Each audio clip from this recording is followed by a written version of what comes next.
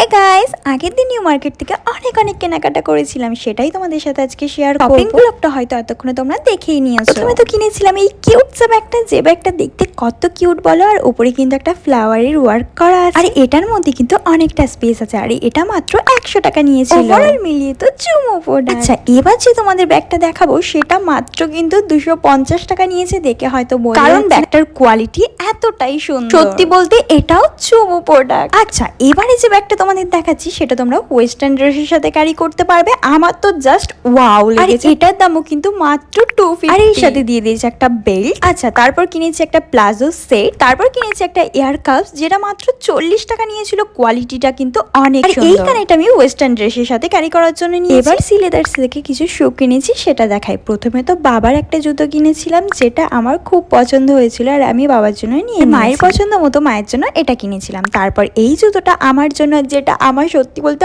অনেক পছন্দ হয়েছে, কোয়ালিটিটা খুবই ভালো, দামি পছন্দ মাথায় রেখে কাকিমার জন্য এই জুতো। তারপর আমার আর মায়ের জন্য কিনেছিলাম কিছু চুড়ি, আর যেগুলো মাত্র 100 টাকা করে। আচ্ছা, তোমাদের পুজোর শপিং কত দূর জানাতে কিন্তু ভুলো না।